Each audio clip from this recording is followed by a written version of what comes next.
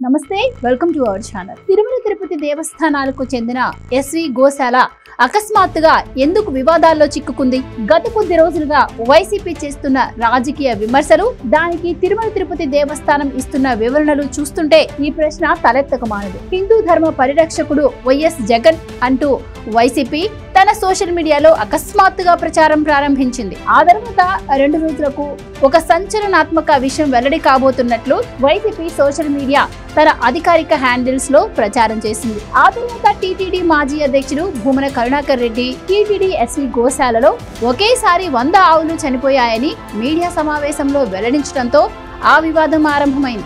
భూమన ఆరోపణలను TTD chairman BR Naidu తీవ్రంగా ఖండించారు. అలాంటిదేం లేదని, అవాస్తవాలు ప్రచారం చేస్తున్నారని భూమనపై విరుచుకుపడ్డారు. అసలు భూమన ఈ విషయం ఎందుకు చెప్పాడు బయటకు? ఈ విషయంపై బిఆర్ నాయుడు వివరిస్తూ, సస్పెండ్ అయిన మాజీ గోశాల అధికారి హరినాథ్ రెడ్డి ఇచ్చిన తప్పుడు సమాచారాన్ని భూమన కరుణాకర్ రెడ్డి ప్రచారం చేస్తున్నారని అన్నారు. అసలు హరినాథ్ రెడ్డి అన్నింటికీ తెగించి భూమనకు సమాచారం ఇవ్వడం, దాన్ని వైసీపీ అధికారిక సోషల్ మీడియా హ్యాండిల్స్ ద్వారా విస్తృతంగా ప్రచారం చేయడం వెనుక ఆసక్తికర విషయాలున్నాయి. రాష్ట్రంలో కూటమి ప్రభుత్వం ఏర్పాటు కాగానే తిరుమల తిరుపతి దేవస్థానాలను సమూలంగా ప్రక్షాళన చేయాలని భావించి చర్యలు చేపట్టింది. అందులో భాగంగానే శ్రీవారి గోశాలపై విజిలెన్స్ విచారణ జరిపింది. నివేదిక బయటకొచ్చింది. టీటీడీలో జరిగిన అక్రమాలను వెలికి తీయడంతో పాటు భవిష్యత్తులో అలాంటి తప్పులు జరగకుండా చర్యలు తీసుకోవడంలో భాగంగా విజిలెన్స్ నివేదిక బయటకు రాబోతున్నదని తెలిసిన వెంటనే వైసీపీ నేతలు ముందుగానే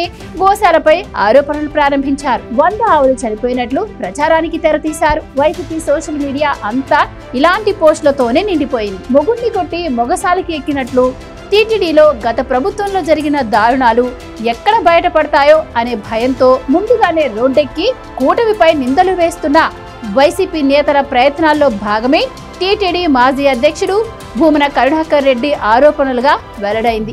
వైసీపీ ప్రభుత్వ హయాంలో టీటీడీ గో సంరక్షణశాలలో జరిగిన ఘోరాలు అన్ని ఇన్ని కావు. చనిపోయిన ఆవులు, దూళ్లను నిర్దాక్షిణ్యంగా చెత్తబుట్టలో పారేశారని కూడా విజిలెన్స్ నివేదికతో బయటకొచ్చింది. చాలా చోట్ల గోవులు లేకుండానే దాణా కొనుగోలు అంటూ భారీ ఎత్తున అవినీతి కూడా చేసినట్లు విజిలెన్స్ అధికారులు కనుగొన్నారు. ఇక గోవులకు నాసిరకం దాణా, కాలం చెల్లిన మందులు ఇచ్చి నోరు లేని మూగజీవాల ప్రాణాలను తీసుకున్నారు. గోవులు మరణించిన ఆ లెక్కలు బయటకు రాకుండా తొక్కిపెట్టారు. ఈ అరాచకాలకు అప్పటి గోశాల డైరెక్టర్ హరినాథ్ రెడ్డినే బాధ్యుడు అనే విషయాలు కూడా విజిలెన్స్ విచారణలో వెల్లడయ్యాయి. తన అక్రమాలు బయటపడతాయన్న ఉద్దేశంతో విజిలెన్స్ అధికారులను గోశాలలోకి రాకుండా హరినాథ్ రెడ్డి ఇష్టానుసారంగా వ్యవహరించాడు. వైసీపీ ప్రభుత్వ హయాంలో ఏప్రిల్ 2022, జనవరి 2023 మధ్యన తిరుపతిలోని ఎస్వి గోశాలలో 27, పలమనేరు గోశాలలో 26, కలమయ్యగారిపల్లి గోశాలలో 7,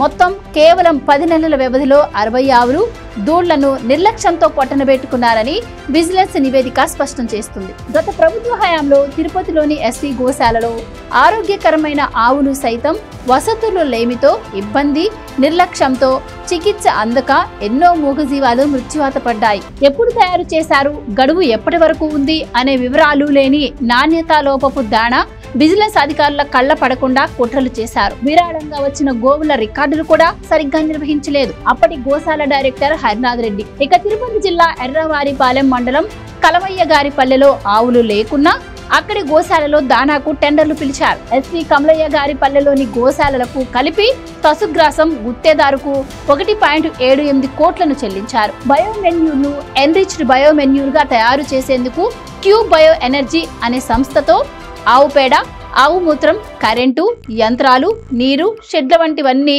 ఉచితంగా ఇచ్చి కూడా టన్నుకు 7,500 చొప్పున చెల్లించారు. విస్తుగొలిపే విజిలెన్స్ నివేదికలో ఇంకా ఏముందో తెలిస్తే మనం ఆశ్చర్యపోక మానదు. 2021 జూలై 22న విజిలెన్స్ నివేదిక ప్రకారం టీటీడీకి 78 కోట్ల నష్టం వాటిల్లింది. 2023 ఏప్రిల్ 6న ఆవులకు నాచు పట్టిన నీరు, కుళ్ళిన దానా ఇచ్చినట్టు విజిలెన్స్ ధృవీకరించింది. 2024 ఏప్రిల్ 1న కాలం చెల్లిన ఔషధాల వినియోగం బయటపడింది. నాణ్యత లేని దానా, నిర్లక్ష్య నిర్వహణతో అనేక ఆవులు మరణించగా వాటి సంఖ్యను తక్కువగా చూపారు. 2019-24 మధ్య విజిలెన్స్ తనిఖీల్లో గోశాల అక్రమాలు బట్టబయలైన గత ప్రభుత్వం చర్యలు తీసుకోలేదు. గుడికో గోమాత కార్యక్రమంలో 196 గోవులను ఆలయాలకు ఇచ్చిన వాటి సంరక్షణను పట్టించుకోలేదు. నిమ్మకూరు, నగరి, ఒంటిమిట్టలో టీటీడీ నిర్లక్ష్యంతో ఆవులు, లేగదూడలు చనిపోయాయి. ఎస్వి గోశాలలో అక్రమాలపై విజిలెన్స్ అధికారులను ఫోటోలు తీసుకునివ్వకుండా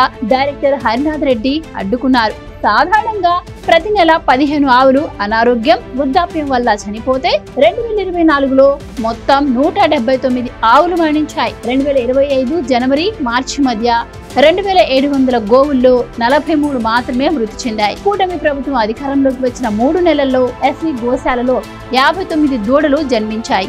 గతంలో తిరుపతి గో సంరక్షణశాలలో రోజుకు 450 లీటర్ల పాల ఉత్పత్తి జరగ్గా ఇప్పుడు అది 762 లీటర్లకు పెరిగింది.